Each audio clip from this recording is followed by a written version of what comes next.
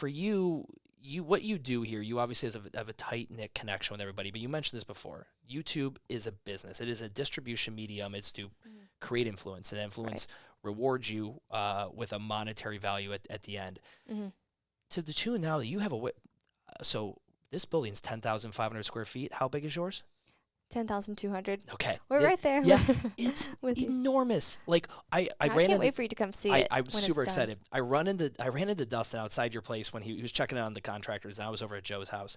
Oh yeah. Yeah, and I'm like, how's things going? He's telling me about it, and I was like, dude, I saw the number of how big it is. What are you doing in there? Yeah. Talk to me about the new warehouse. It's YouTube. Why can't you just stick with one stage or rinse and repeat? Like why take that on in a 2020 world when everyone is running out of brick and mortar business? Yeah. You were like, let's go get one. Yeah, let's get a bigger one. Yeah.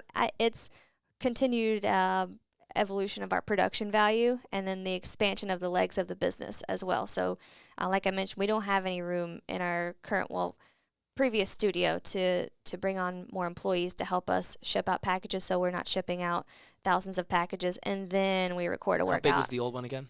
1,100 square feet, so we're 10xing it. Yeah, 1,100, and it was, like I mentioned, the stage just eats up the place. So we had, a corner basically as big as this podcast room where we put 10 boxes high for keeping up with the demand of how many people were purchasing sweatshirts or tank tops or bottles or whatever it was. So it's honestly, we got that to make sure that there is room to grow the business outside of just YouTube, and also at the same time be able to have 2 or 3 different sets to where we can film and produce content on a clean white urban loft set that we're having built right now. And then we're bringing in gym equipment for the team to have a gym, but also to have a way to provide value that says, hey, if you don't know how to barbell squat and you have a barbell at home, I want to teach you here in our studio. And then have another set that's more of like, we change it up a little bit for themes, and we do maybe programs on it, and just having different places to film that all you have to do is come up and press record on a camera instead of having to like pack up,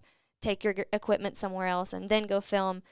That's our motive for the YouTube aspect of it. And then the other, probably third of it, is having enough room to keep up with the demand of the merchandise and the growth of that, and have room for a team to be there. So we're not working 24/7 on filming, editing, marketing, and ordering, supplying, sourcing, shipping, fulfilling, customer service, etc. Let's give everyone a YouTube business 101, because I don't think people fully understand this. Everyone thinks you go on YouTube, you get a lot of views, and YouTube sends you a check, and that's part of it. There's a monetization there.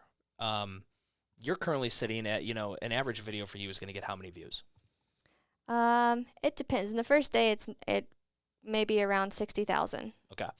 And for everyone to understand, you get paid off, YouTube assigns you a CPM, correct? Mm-hmm. So that's, it'll give you X amount of dollars for every 1,000 views. Yeah. And that's typically how the monetization works.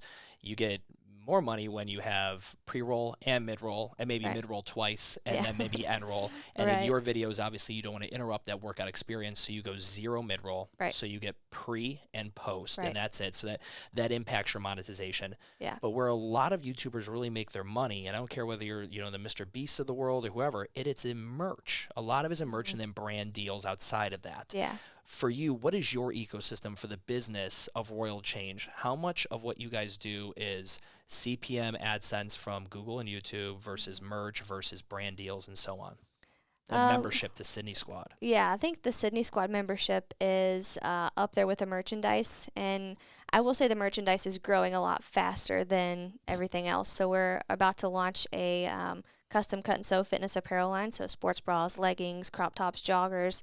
And that will be our own branded stuff. So I think the merchandise takes off a lot quicker than, say, like a membership to a community or something like that. Do you like it? Are the margins are the margins good enough on that stuff? Because that's a lot of trial and error. You're different manufacturers getting things from overseas. Supply chain is all jacked up right now. Right. Yeah. It depends on the product. Like something like this, we have like a maybe 20% margin. That is super cool. Thanks. Oh, this is legit. Thank you. I'll have to get you one. Yeah, I'll totally rock one of these. This is sick. We've got 8 different colors in that. But those are, like, this is a 50-50 brand that we've just asked to put our logo on top of it. So the margins on something like this are very low, but something like a tank top could be like 80%.